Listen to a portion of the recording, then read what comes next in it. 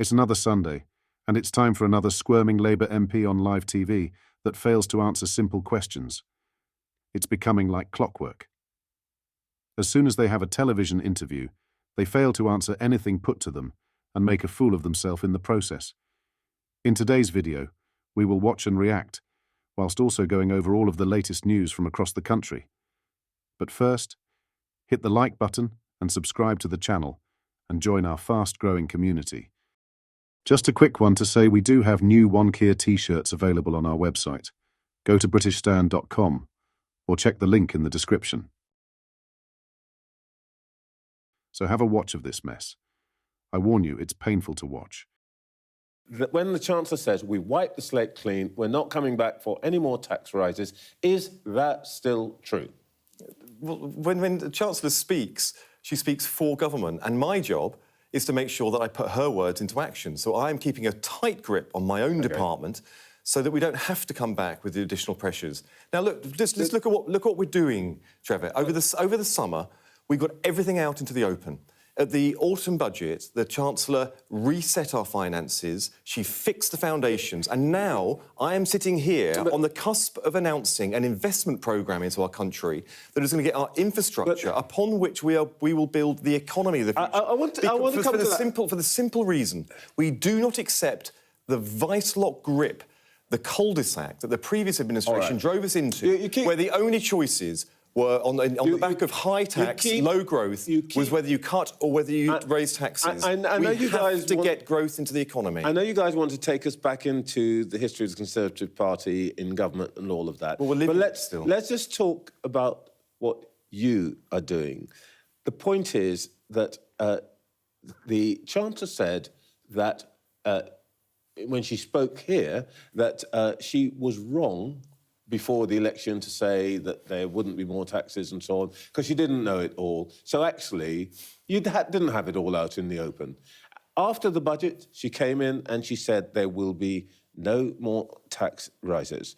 Now, the point I'm really trying to get at here is, was it an error when she brought forward the budget to impose the tax rises, to give us the doom and gloom message? Because what's happened since then is that there's been no growth. Inflation is rising very slightly, and business is unimpressed. Was the budget a mistake? Because of the budget, I am able to sit here today and start the process of unveiling a radical reform of the way our country is structured. We will build the foundations of the digital infrastructure going forward, and into the future, digital infrastructure is going to sit alongside gas and electricity for the importance it has for our country. No, Trevor, listen, it is important because you'd answer the question I asked. I am answering the question. Was the budget, were the tax rises a mistake, as most business organisations are telling you?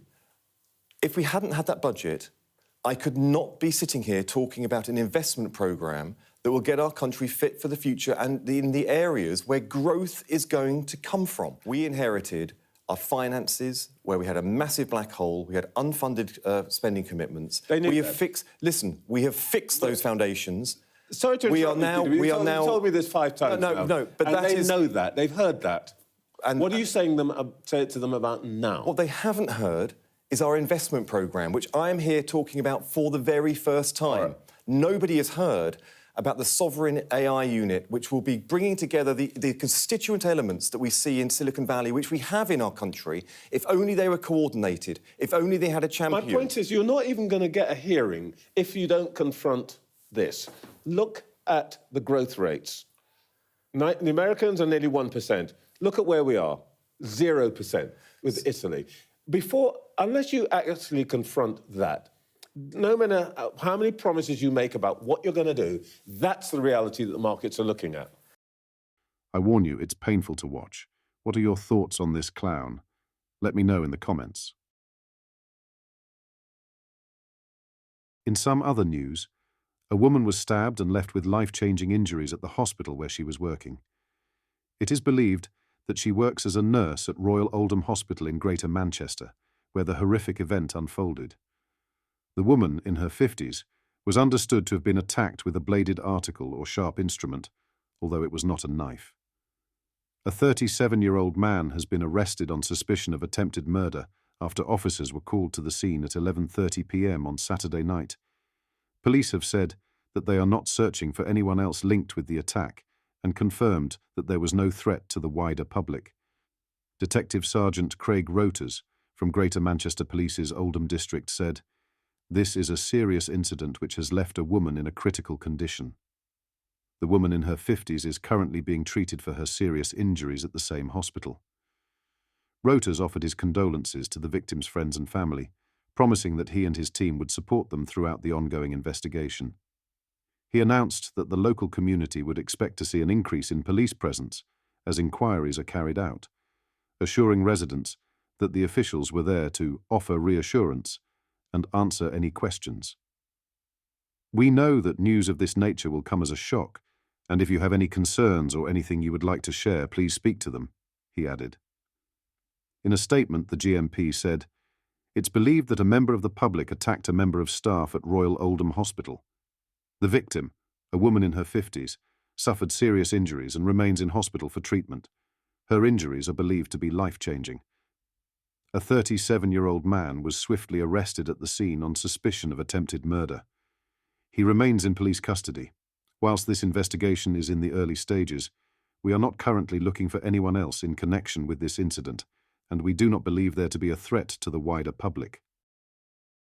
Lastly, the Princess of Wales is set to make her most significant return to public life at next month's BAFTA Film Awards, following her cancer treatment last year. The star-studded ceremony will take place at London's Royal Festival Hall on February 16th. BAFTA Film Committee Chairman Anna Higgs has expressed she is very hopeful that Kate will accompany Prince William, the Academy's president, at the prestigious event.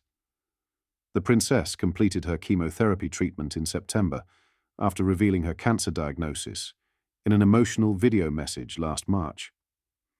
Since finishing treatment, Kate has maintained a limited public schedule, attending events such as Remembrance Sunday and her annual carol service at Westminster Abbey. The BAFTAs would mark her first major red carpet appearance since her recovery began. An insider revealed that BAFTA is throwing everything at securing Kate's presence, aware of the worldwide attention her appearance would bring. BAFTA has close ties with William and Kate and is pulling out all the stops to try to secure Kate's presence at this year's awards, the source told the Daily Mail. The insider added, "It sent her warmest wishes when she revealed her cancer diagnosis and hopes she will appear alongside William in what will be her big showbiz return since she's been in recovery." The source noted that the royal couple traditionally watch the nominated films beforehand. "We have been told that she wouldn't want to miss it, so she's hoping to be there with William," the insider said. BAFTA officials have indicated they will make any necessary accommodations, with the source stating, "Anything BAFTA can do to work around Kate, it will do." What are your thoughts on what we discussed in today's video? Let me know down in the comments section below. If you've not yet already, make sure you do drop a like on this video and subscribe to the channel for more British political content. Thank you, take care, goodbye.